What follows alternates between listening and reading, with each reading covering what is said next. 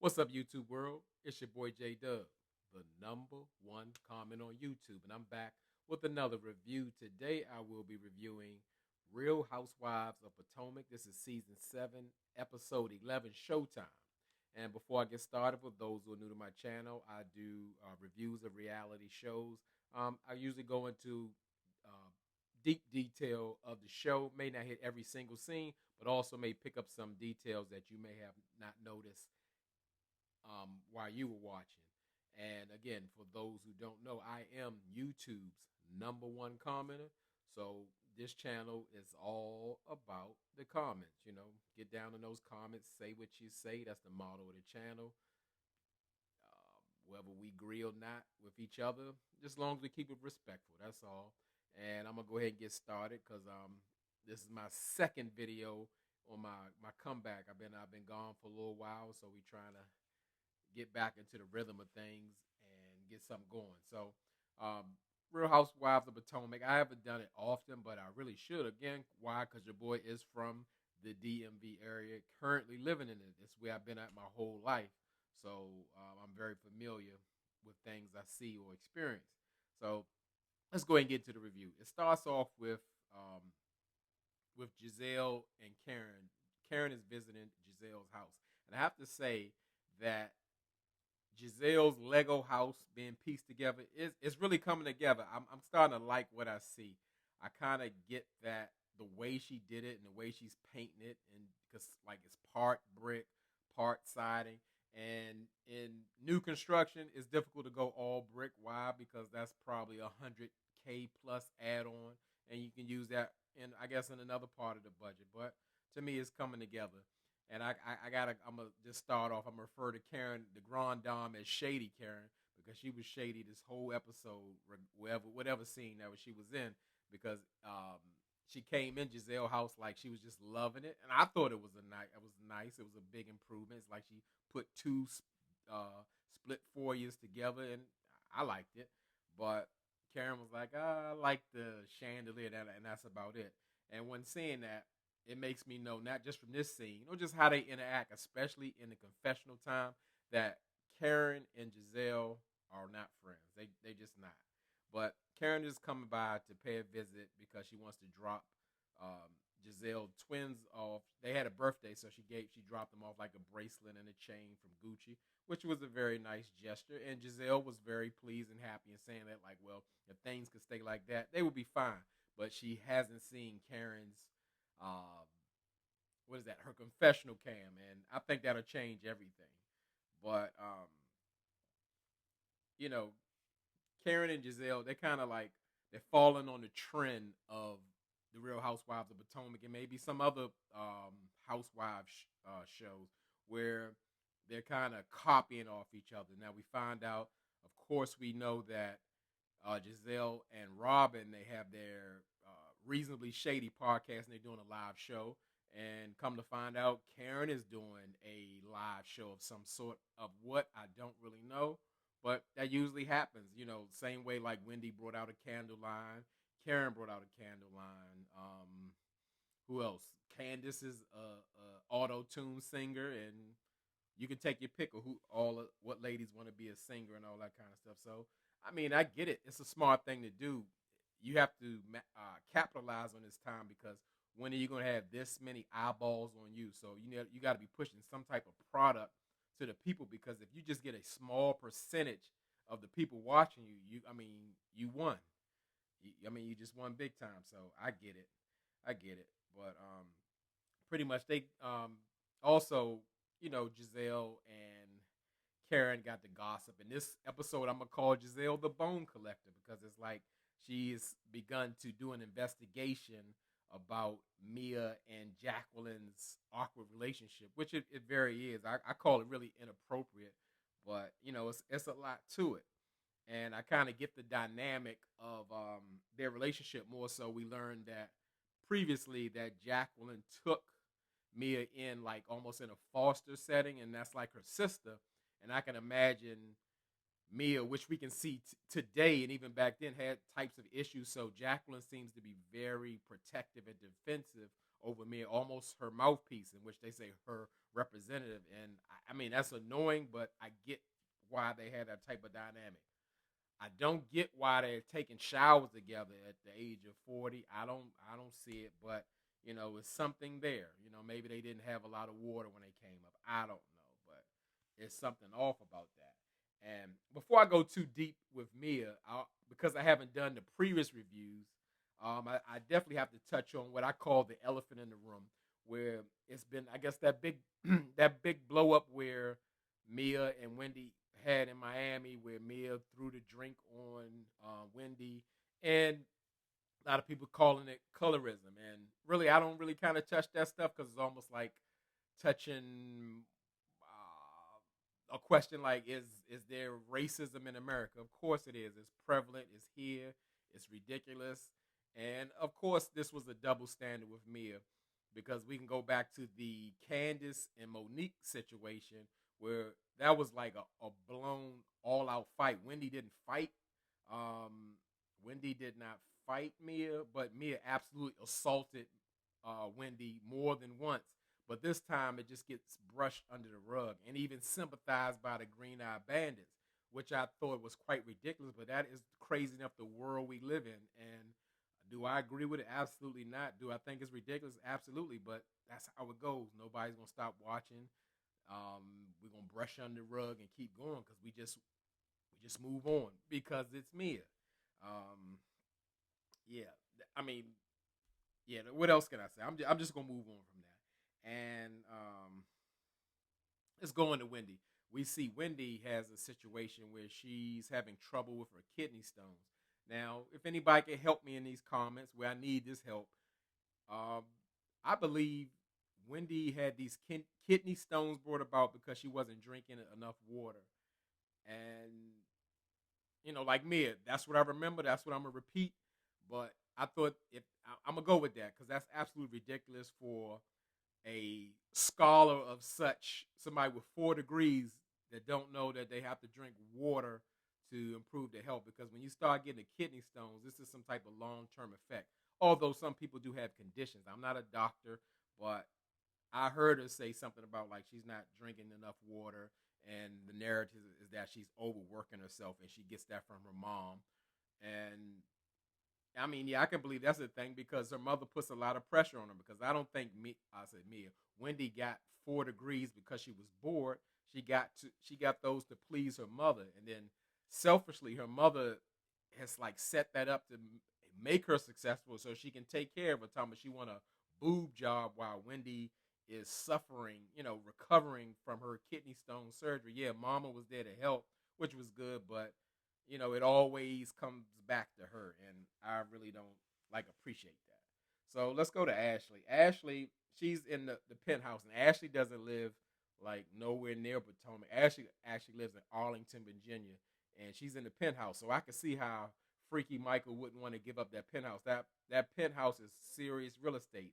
It sits, it's way up in there. It might be on the 30th floor, and you can oversee Georgetown, D.C. I mean, we could walk to D.C. from that's how close it is. And like I said, that condo might be $6 or $8 million in real life. And Ashley's talking to her nanny. She's talking about moving, and she's very excited. But at the same time, she seems kind of dunce in the sense that like she's so naive, like she doesn't know how this divorce thing is supposed to work. Like, is she supposed to let Michael stay over and all that? I don't know if Ashley is pushing the narrative about them divorced, or is she that young in the mind where she doesn't know that she should have her own place to live with her children without Michael living there while they're getting a divorce. So yeah, it's kind of wild to see, but I could kind of believe again that she doesn't have that much common sense because Ashley's still like in her 20s, But okay, she may not know the protocol. This is new to her. She hadn't seen, I don't know, how relationships work. So we get to Robin and Giselle, and they are working on their live broadcast of the Reasonable Shady podcast, or what they getting that event together. Um, you know, I think it's a great idea. Like you kind of direct your energy towards like your audience is loving you and they want to see you in person, and you making money off doing it's like making personal appearances. But I don't know. The crowd didn't look too like the people that they brought in. It looked like it was too filled or didn't look too organized. However, they rented out like a theater of like 400. It's a theater in like Silver Spring. That might be about 20 minutes away from Potomac, maybe about 20 minutes away from Washington D.C. And I guess it's going to work. But like what they got put together, they're going to actually incorporate, I guess, the people on the show, like uh, Robin's Robin's husband, Juan, is like the special guest. When I say husband, he used to be her husband, but they engaged now, or whatever. And Giselle wants to know all about this private wedding Robin is having, and so much so she almost trying to trick Robin and saying like, well, if you need me, what's the date again or whatever, and Robin ain't really falling for it because it ain't no date there. But Robin's really saying like the holdup is due to like legal process, meaning it's about the prenup, about the money, and you could tell Robin she admitted to it that she was like kind of nervous to talk to Juan about it, and you can tell like I'm just really surprised that they've been knowing each other so long that she's not still comfortable in talking to him. But you go back and see like clips of like how he blows up on her when he hears something that he doesn't like. And I mean, I guess that goes deep into the relationship because they've had some situations now. Robin's worried about the money, but at the same time, in their previous marriage, Robin has lost all his money trusting somebody. So I know money is a thing. And, with her having a house in her name and she making more money than Juan or whatever, I guess it gets complicated. And it doesn't seem like it doesn't seem comfortable for her. So we move on to Candace, and she's preparing for her video shoot with Trina, the baddest, and it seems like it's on a higher low budget than her last video because it's really like she's only shooting in one scene. And what really made me know that it was low budget, her and Trina have the same tennis skirt or whatever workout outfit by Sergio Tacchini. I've never seen a person in their video wear the same thing as another person, but okay. And Candace is very excited and feels like she's moved up in a level. And as I said, she's doing what she's supposed to do, capitalizing on the opportunity of having all these eyeballs on you, even though she's the auto-tune queen. Hey, somebody gonna buy the record, and it works. So, I mean, like I said, she's doing the right thing. But she doesn't have her husbander Chris there or whatever because I guess he's not that anymore. He's a manager of a hotel or whatever, and she's got her overbearing mom there, and she doesn't seem very supportive. But mom has kind of seemed like she kind of chilled out. She wasn't as bad as she normally is. So we see Robin. She finally sits down with Juan. And I noticed that Robin doesn't really speak to Juan directly. She almost has to sneak a conversation where she's bringing things in, like, people were wondering about our wedding date and everything like that. When really she's wondering about it. And surprisingly, Juan is for it. He's with it. He asked her to marry. He's ready to go. But Robin's saying, well, it was kind of brought to me when that's not true. She asked the lawyer about bringing in an infidelity clause or whatever, and that's what Juan didn't like. She knew Juan wasn't going to like it. And Juan like, I ain't like that, so I hope you ain't like that or whatever. And Robin's like, well, you just don't know. And I understand she had the same issues with Juan before, whether it's having children or the way he was conducting himself in the marriage. And for real, that therapy ain't clean that up. Juan is the same person, so Robin does have a right to be concerned. But again, let alone her not being able to talk to him about serious issues without him blowing up, shows that they're not ready to be married again anyway. So good luck to them on their imaginary wedding. So we get to Karen. She's still making house calls. So she visits Mia's rented mansion, and I haven't been on there to do the reviews. And Mia renting a mansion for $10,000 a month in Potomac and doing $100,000 in renovation told me everything I need to know. She's absolutely broke. There's no way somebody would pay that not pay mortgage, and then put $100,000 into somebody else's property. I'm still waiting for Mia to from last season when G was supposed to buy her a new G wagon that she was ordering over the phone and all that. They ain't got it like that. They faking, and that told me everything. Because especially entrepreneurs and business people would not do that. They would absolutely not spend that much money on somebody else's property unless it was a temporary circumstance. But anyway, um, you know, Karen is there, and she really like wants to get right into it and deliver the news that Giselle is the bone collector is questioning their weird relationship that Jacqueline and Mia has, and she's just giving her all the information. It's like Karen has made a pact with Mia saying like we're gonna be transparent. I'm gonna divulge all the information. I can be straight up with you so we can be friends because it's almost like Karen really overlooks how Mia really is and just wants to be her friend or whatever. I know some type of strategic plan in there, but you know, Mia's coming down to the relationship, trying to answer questions about her and Jacqueline. She's going to be deflector. Mia's a liar. There's no truth in her, and I mean that just to me that comes from her upbringing or lack thereof. You know, it's like it's not a person's fault like when your parents abandon you and all that, but no doubt it leaves some type of void or hold or it does something to your psyche where you don't operate under normal circumstances. A lot of people walking around with trauma, but people without parents, yeah, you got to watch out for real. And she shows those type of characteristics. And you know, along with Mia deflecting about her just want to take showers or was nothing, she admitted that it was a point in time where she was doing something promiscuous and wild when they were much younger. When we were kids, we were 19 and 20. She what did she do? She gave uh, Jacqueline a, a vaginal exam. Like, come on now, like there's no truth in this lady, but she's gonna lie and deflect. And Karen pretty much got up out there and ready to tell everybody the situation.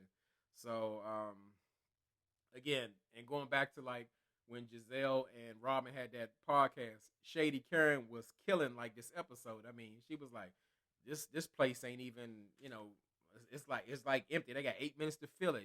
Everybody got 5, 15, 20 seats in between each other.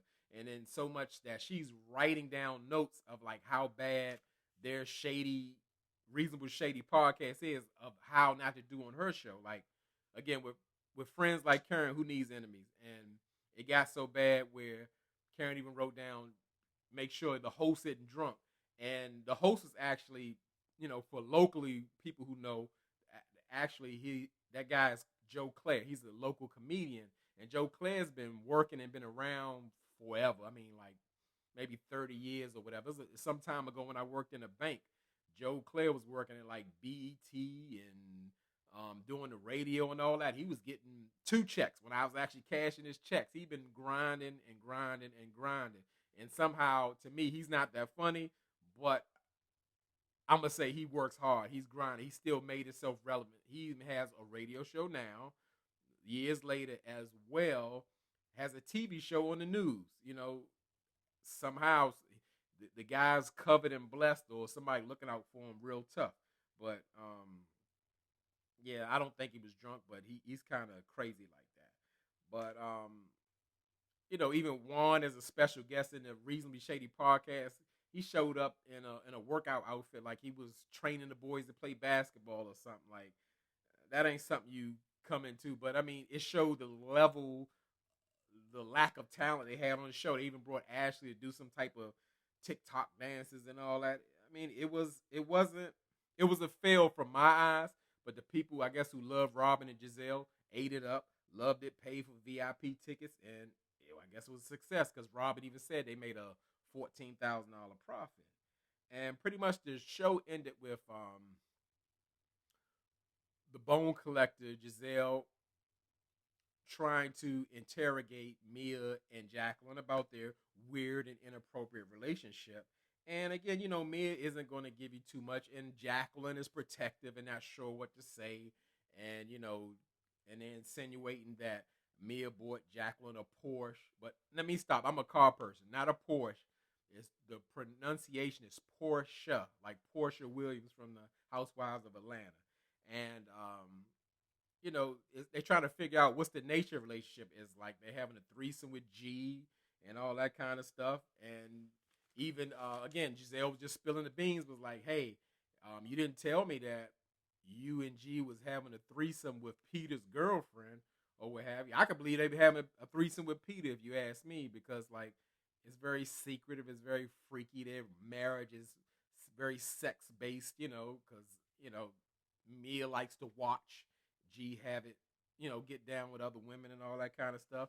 And Jacqueline's pretty much saying like, well, G's really not my type or whatever, so we haven't done that, or we haven't had boundaries. But initially she said, well, you got to ask Mia. And that was kind of suspicious because, even Sharice, who I believe should not be on this show, brought up a very important question. Like, well, look, if that seems kind of strange, because if you ask me if I ever slept with Juan, I would say hell no, because that's what it is. So, Jacqueline and Mia lies, Jacqueline covers for her. They both liars, and you can't pull too much out of lies, because the Porsche is in Jacqueline's name, but that didn't mean she didn't buy it or G didn't buy it. And Mia's deflecting, like, why y'all think G got money? G ain't got no money, so you really couldn't get nothing out of them. And that was pretty much an episode. The episode was all right. Karen was like on one, being extra shady, because she was just saying that she was being in the nature of the show, just of the Reasonable Shady podcast. So drop down in the comments, tell me what you thought about the show, anything I missed, something you want to add. And I'm on my road to recovery, just like Wendy, and get back in these videos. I just need more material. So as I always tell y'all could be anywhere in this YouTube world, but you're here with me. I really appreciate it, and I really mean it.